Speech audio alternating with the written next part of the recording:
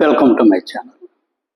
ఈరోజు మనం ఈ వీడియోలో తెలంగాణలో బీఆర్ఎస్ కాంగ్రెస్ ఈ పార్టీ నాయకులు ఒకరి మీద ఒకరు చేసుకునే విమర్శలు చాలా వరకు హద్దులు దాటి పర్సనల్గా వెళ్ళడం జరుగుతుంది. దీని గురించి మనం కొద్దిగా విపులంగా ఈ వీడియోలో తెలుసుకుందాం. ఇంతవరకు ఈ ఛానల్ సబ్స్క్రైబ్ చేసుకోకపోతే ప్లీజ్ ఈ ఛానల్ సబ్స్క్రైబ్ చేసుకోండి. ఈ ఛానల్ అభివృద్ధికి మీ వంతు సహకారం అందిస్తారని ఆశిస్తున్నాం. మనం గత 2 రోజుల క్రితం బీఆర్ఎస్ అధినేత శ్రీ కె చంద్రశేఖరరావు గారు చాలా భారీ ఎత్తున రేవంత్ రెడ్డి గారి మీద విరుచుకుపడడం జరిగింది. అదేవిధంగా దానికి కౌంటర్గా శ్రీ రేవంత్ రెడ్డి గారు కూడా చాలా తీవ్రమైన పదజాలంతోనే చంద్రశేఖరరావు గారిని విమర్శించడం జరిగింది. కాకపోతే ఇక్కడ ఆడి తోలు తీస్తాము, నువ్వు తోలు తీసేటట్లయితే వెళ్ళి ఏ మాంసం కొట్టులోనో జాయిన్ అయిపో, ఇటువంటి పదాలు ఉపయోగించడం వల్ల ప్రజలకు ఏమైనా ఉపయోగకరంగా ఉంటుందా? ఈరోజు చంద్రశేఖరరావు గారు ఎప్పుడో చాలా నాళ్ళ తర్వాత బయటకు రావడం జరిగింది. ఆయన ప్రజా సమస్యల గురించి మాట్లాడడం మానేసి ఈరోజు దాదాపు 12 సంవత్సరాలు కావస్తుంది ఆంధ్ర రాష్ట్రం విడిపోయి. ఈరోజు కూడా సెంటిమెంట్ను ఉపయోగించుకొని చంద్రబాబు నాయుడిని తిట్టి అధికారంలోకి వద్దామని అనుకుంటే అది ఎల్లవేళలా ఉపయోగకరంగా ఉంటుందనుకుంటే అది ఆయన అవివేకం అవుతుంది తప్ప ప్రజలు ఎప్పుడూ కూడా సెంటిమెంట్కి వాళ్ళు కట్టుబడి దశాబ్దాల తరబడి ఏ రాజకీయ పార్టీని విజయం చేకూర్చరు. కాబట్టి ఇకనైనా సరే చంద్రశేఖరరావు గారు ఒక నిర్మాణాత్మకమైన విమర్శలు చేస్తారని ఆశిద్దాం. ఆయన ఈ నీటి వినియోగం గురించి చాలా వరకు విమర్శలు చేయడం జరిగింది. కాబట్టి ఆయన చేసిన విమర్శల్లో నిజం ఉందా అబద్ధం ఉందా అనే విషయాలు జోలికి నేను వెళ్ళదలుచుకోలేదు.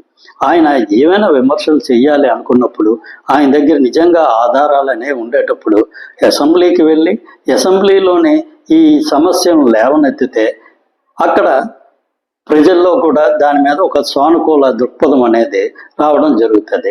ఈరోజు రేవంత్ రెడ్డి గారు ఖచ్చితంగా ఆయన ఆహ్వానిస్తున్నారు, రండి అసెంబ్లీకి వచ్చి వాదన చేసుకోండి, ఇక్కడ సమస్యలను ప్రస్తావించండి, నేను డిబేట్కి సిద్ధంగా ఉన్నానని అధికారంలో ఉండే పార్టీ వారు ఆహ్వానిస్తున్నారు. కానీ వీళ్ళు వెళ్ళటం లేదు.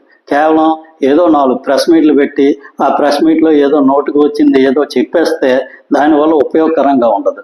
ఏదైనా సరే అసెంబ్లీలోకి వెళ్ళి అక్కడ సమస్యను లేవనెత్తితేనే అక్కడ ఏదైనా ఉపయోగం ఉండడం జరుగుతుంది.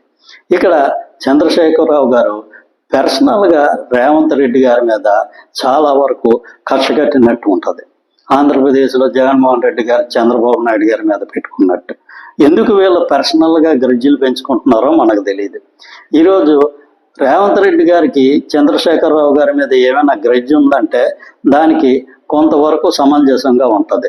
ఎందుకంటే ఆయన్ని చాలా కాలం పాటు జైల్లో పెట్టి ఆయన్ని చాలా వరకు ఇబ్బందులు పాలు చేయడం చేశారు. కాబట్టి చంద్రశేఖరరావు గారి మీద రేవంత్ రెడ్డి గారికి కోపం ఉన్న అర్థం ఉంది. కానీ చంద్రశేఖరరావు గారికి రేవంత్ రెడ్డి అంటే ఎందుకు కోపం మనకు తెలియదు. ఎందుకంటే ఆయన ఏదో రాచరికంలాగా దశాబ్దాల తరబడి తెలంగాణను పరిపాలిద్దామని అనుకున్నారేమో. రేవంత్ రెడ్డి గారు అడ్డుపడి ఆయన్ని ఓడించడం జరిగింది. ఆ విషయంగా ఏమైనా కక్ష పెంచుకున్నారేమో మనకు తెలియదు. ఇలాంటి కక్షలు పెంచుకోవడం వల్ల అది ఆ పార్టీకి కానీ ఆ రాష్ట్ర ప్రజలకు కూడా ఏ విధమైన ఉపయోగకరంగా ఉండదు. కాబట్టి ఇక్కడైనా సరే చంద్రశేఖరరావు గారు కానీ ఆయన ఏదో తిట్టారని చెప్పి రేవంత్ రెడ్డి గారు ప్రతిస్పందనగా ఈయన కూడా తిట్టడం మొదలెడితే దానివల్ల ప్రయోజనం ఉండదు. ఈరోజు చంద్రబాబు నాయుడు గారిని చంద్రశేఖరరావు గారు ఎన్నోసార్లు విమర్శిస్తారు. చాలా దారుణమైన పదజాలం ఉపయోగించి కూడా విమర్శించడం జరుగుతుంది. కానీ చంద్రబాబు నాయుడు గారు ఏ రోజు కూడా ఆయన విమర్శలకి రెస్పాండ్ అవ్వరు. అదేవిధంగా రేవంత్ రెడ్డి గారు కూడా భవిష్యత్తులో హుందాతనంగా ఆయన ఏమైనా సరే నిర్మాణాత్మకమైన విమర్శలు చేస్తే దానికి సౌరు వివరణ ఇచ్చుకుంటే సరిపోతుంది. అంతేగాని ఆయన తిట్టారని మనము తిడితే అది భవిష్యత్తులో ప్రజల్లో ఒక విధమైన వ్యతిరేక భావం తీసుకువెళ్ళడానికి అవకాశం ఏర్పడుతుంది. కాబట్టి ఈ విషయంలో ఇద్దరు నేతలు సంయమనం పాటించి ప్రజల సమస్యల మీద మాత్రమే విమర్శలు చేసుకుంటారు, ప్రతి విమర్శలు చేసుకుంటారని ఆశిద్దాం. Thank you. ఈ వీడియో నచ్చినట్లయితే ఈ ఛానల్ సబ్స్క్రైబ్ చేసుకోండి. ఈ ఛానల్ అభివృద్ధికి మీ వంతు సహకారం అందిస్తారని ఆశిస్తున్నాం. Thank you very much.